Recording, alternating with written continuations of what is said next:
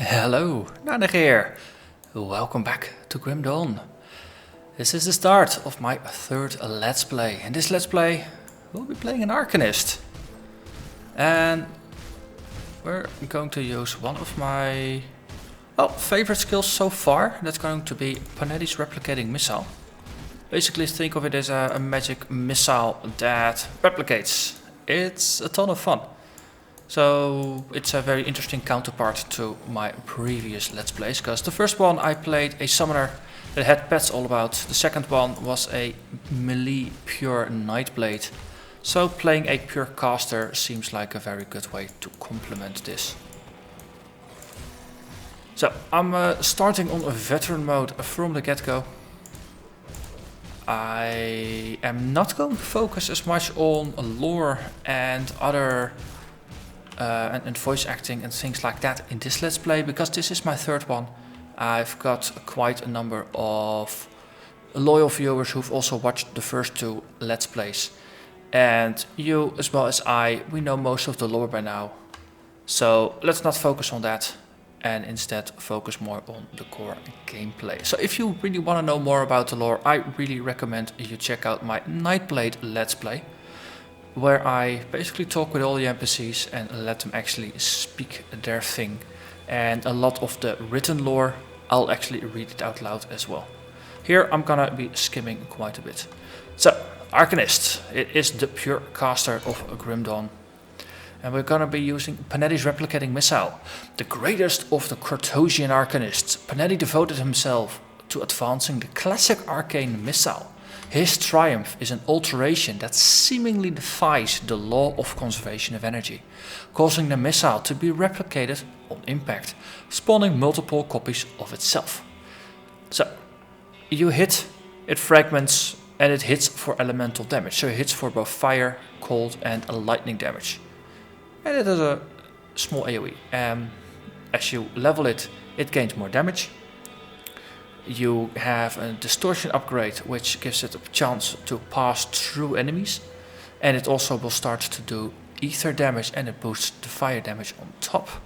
Then later on you get supercharged, which adds electrocute, so that's electric damage over time, on top of having a chance of stunning opponents and increasing your total elemental damage.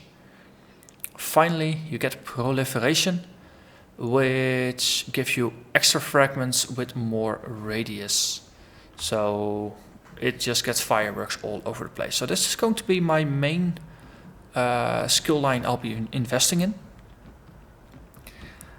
And let's see, is there anything else that's interesting? So Iskandra's Elemental Exchange is pretty interesting. It's an aura that you equip, it reserves energy, and it will add some elemental damage to your weapon attack. But it also gives you energy leech.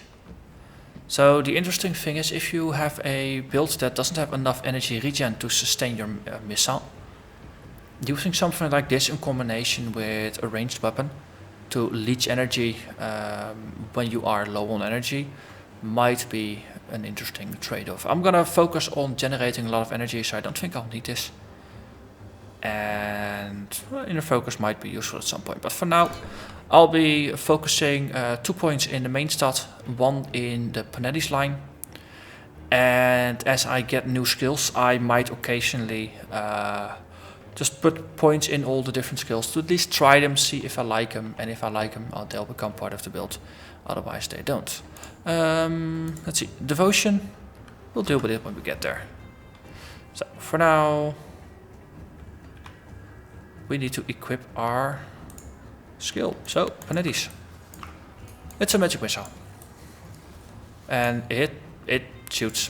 It explodes, it shoots, it has fragments, I think it's really fun. Let's see, for now I've got it on my right mouse. I might eventually, I'm actually just going to put it on my left mouse. Spread. And we'll do it like that. So my standard attack is going to be to just blast them to bits, which is what I want to do anyway. So if I'm not doing that, well, doing something wrong. And that is especially good for opponents that I have overlooked.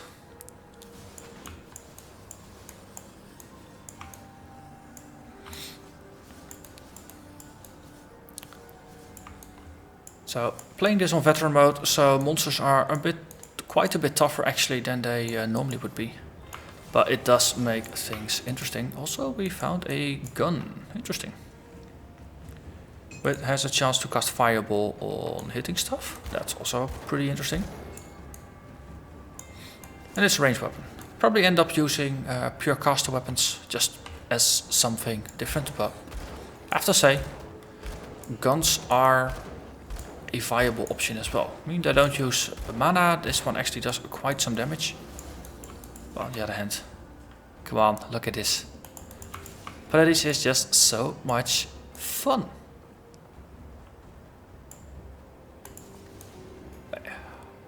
So, let's have a bit of a look. I know there's a unique early on, or a veteran monster a bit early on that is rather tough, that hangs out and about these areas. It's in the first couple of buildings somewhere. And I know well, if you're not prepared for it, it will take you by surprise and probably kill you. And if you're on hardcore, that is at the end. But this is not a hardcore let's play just yet. I do plan to eventually do a hardcore let's play. But for now, I'm actually pretty happy just spending a little bit more time getting to know the game. I think the Nightblade let's play went really well. Really gained a lot of understanding of the game and applied it. I mean, I learned a lot during my Conjurer play, applied a lot of it during my Nightblade let's play. So hopefully this is gonna be relatively smooth sailing. As a ranged character, I'll be able to use tactical positioning a bit more than my previous characters did when they were melee characters. On the other hand, there's quite a bunch of monsters in this game that just charge you, and you don't really have a say in whether you want to engage them in ranged or melee, because they just force melee upon you, no choices, no questions asked. Which means, of course, you need to fix your defenses, get them right. Ah, here, this is the unique guy, Baroque. If you have a character that's not prepared, or more importantly, if you have a melee character and you don't have health potions, this is not gonna be a fun encounter. As a ranged character, I can kind of outrun him. Especially because I do elemental damage, which include a cold component. I think there might be a bit of slowing going on then, which definitely will be to my advantage, of course. Let's see, there's some lore bits. And again, I'm just gonna skip over most of that for now.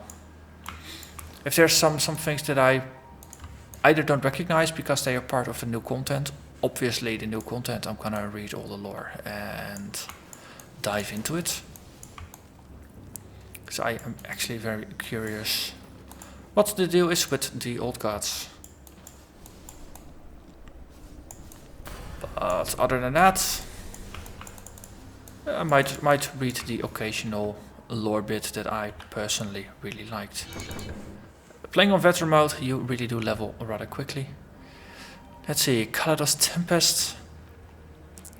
This is fire and ether damage, and it has a weapon damage component. That doesn't sound great. Alexra's Flash Freeze. This is a spell that freezes enemies for its duration. I highly approve of freezing, because frozen enemies don't attack you. So, wait, put it up here. Let's see. That's quite a radius. So, let's go have some fun with that. So, early on, I'll have the white items showing, and we'll just pick up everything in order to build up some money and just establish a little bit of economy. After a while, once I've got a full equipment set, we will... okay, so Flash Freeze, things close to me will get frozen. So once we got a little bit of money and some crafting stuff, I'll probably switch to only showing the yellows and better, And once my gear is fully yellow and mostly green, I'll probably switch to even hiding those as well. Hello there, Valdis. We're all going to die out there. Oh no. Calm down. Should be clear. Oh, could go back. Yeah. Take this rift gate. So. Hello there, zombies and rift spawn having arguments amongst each other. So this early on, I've got a level 2 or level 3, level 2 Panettis. My energy regen is dealing pretty well with this, so far. And usually energy flasks are the ones that you never use, so you'll be drowning in them. A caster build like this, obviously due to how it works, you'll be using a lot more energy than other builds. But still, I'll be focusing on my item equipment. I'll be wearing caster items, so they naturally have lower armor and more innate energy regeneration. Bonuses to spells, bonuses to elemental damage. Oh, good stuff like that. And also just components wise. I'll be focusing on components that give me energy regen. There are actually quite some strong options out there that are available relatively early. So we will definitely be using that. So this early on we are of course going back to the burial hill to confront the necromancer. Stop him from summoning all these undead. And well, also pick up our first devotion point, because there is a devotion shrine down there. Also pick up some crystals, because they are useful for crafting. And I believe there was another one down there. Yes, you.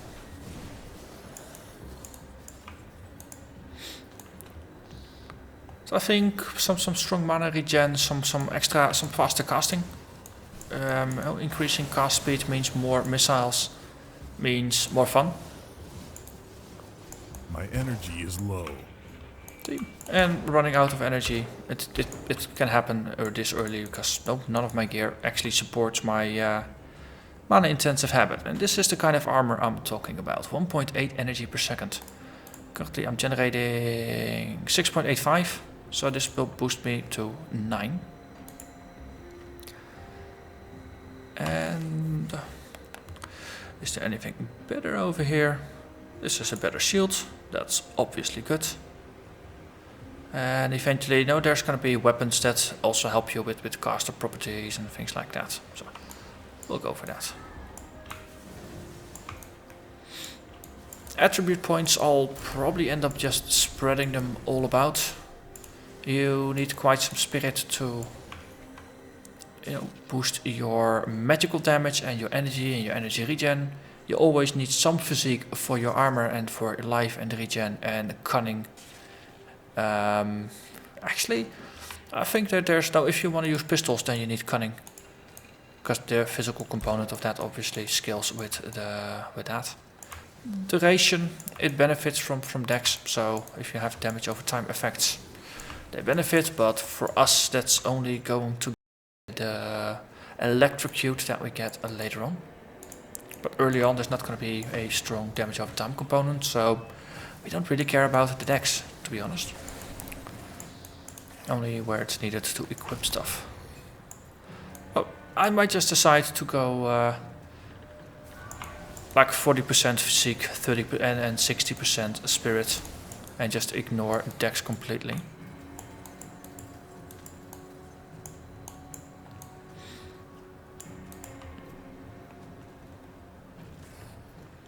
So my initial plan is to go full Arcanist. But it might be that at some point I've tried all the skills and discovered that there's not a lot of them that seem interesting. And then I might look around for another complementary secondary profession. Or maybe it turns out that Panetti is really good for offense, but for the rest the Arcanist is kind of rubbish at defense. Then we'll pick something else that complements that. But I'm just gonna do that in a rather organic fashion.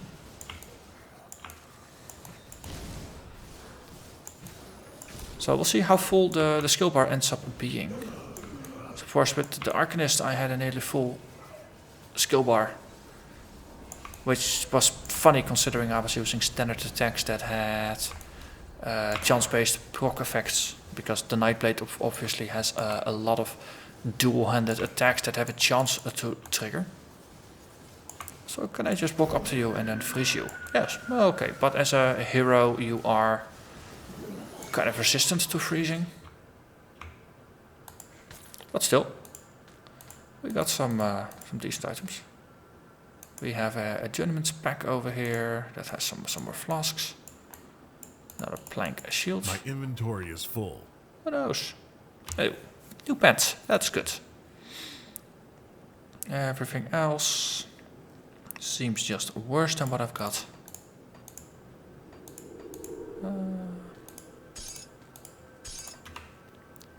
So, plank shield. That is worse. Okay. Okay, that's okay with me. We'll just continue. We'll kill.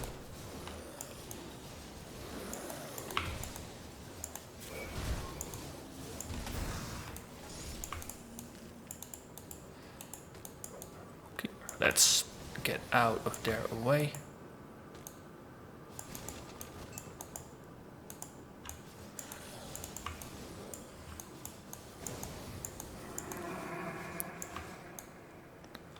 And I don't think I've got enough more space to actually pick up all the items, which is a good sign.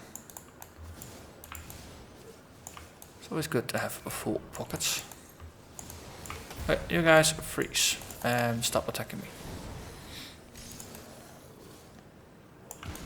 Oh. Well, this obviously being not a melee build, I want to prevent things from hitting me. Also means I want to have some way of dealing with stuff that gets too close. So flash freeze is pretty cool for that. Now obviously if they're frozen they're not gonna attack me, because, well, they'll be icicles. But eventually I'll probably have to supplement that with some other things. There's a pretty nifty Mirror of Erioctes, which is like a 3-second immortality button, very similar to what the Nightblade has with the blade shield. That makes you immobile for, I believe it's also 3 or 5 seconds, during which you spin blades around you to do damage while you regenerate life. This one doesn't have that, but it also doesn't have the penalty that it leaves you immobile while the whole affair is going on.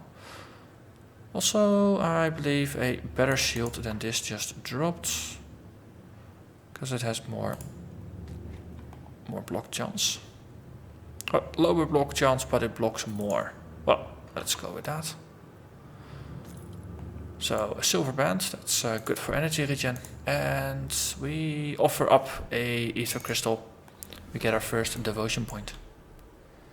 Another silver band, that's pretty cool. I can't carry anymore. And 2 yellow items, which means we'll I can't carry anymore. make some space for that. Here. Musty Tome of Frostbite. And here you already see I need some spirit. Also just got a skill point. 2 levels even. 1, 2, 3, 4. So my strategy is gonna be to spend 2 points increasing this to max, so in 25 levels I'll have all my points, which will give me access to all the skills and especially all the different upgrades available for Panettis. So, Calabor's Tempest. I think it's more like a fireball or a meteor. We'll have to have a look at it. Mirror of Erioctes is pretty interesting. We'll get to that. Trozen's Sky Shard, that's actually a meteor strike, 3 meteors. And that's cold damage, which obviously have their own upside being a cold based. This is just fire and ether. I want to focus on the cold aspect mostly of the Panettis. See if we can boost that quite a bit, just to add as some security, and it has some overlap with the flash freeze. On the other hand, Flash Freeze will reduce fire resistance in opponents, therefore making fire an interesting choice. Choices. Well, for now, we'll go with Trojans and Erioctis Mirror.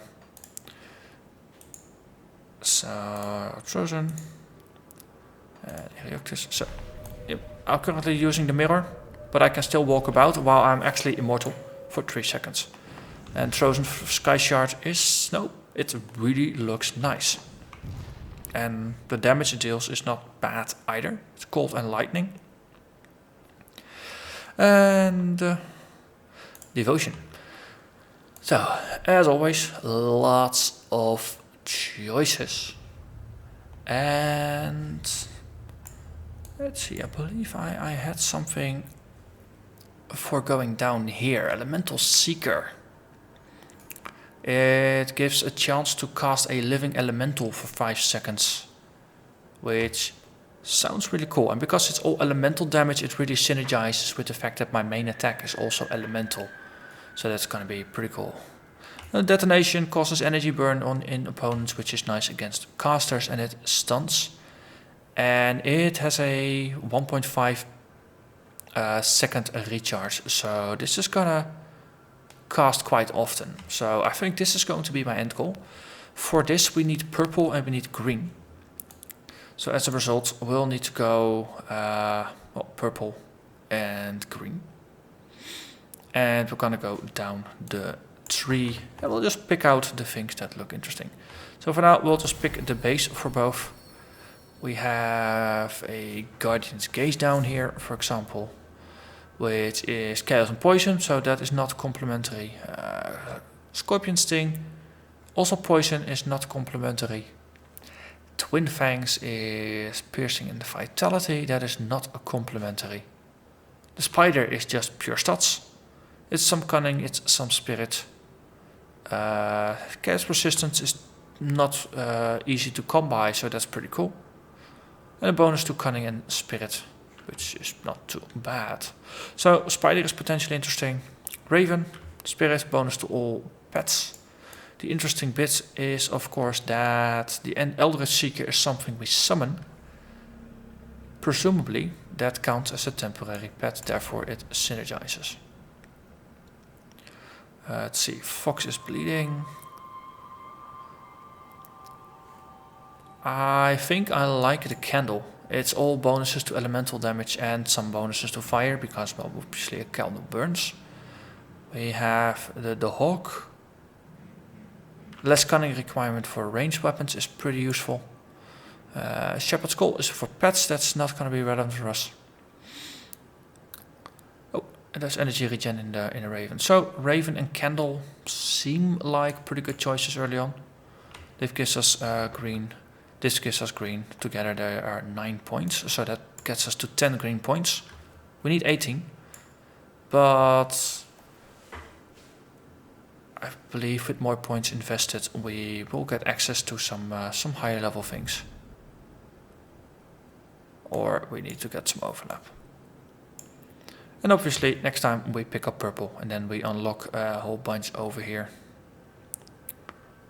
Let's see, Falcon is really physical aligned. We have the hammer over here, that's also physical. Another hammer, that's also physical. Empty Throne.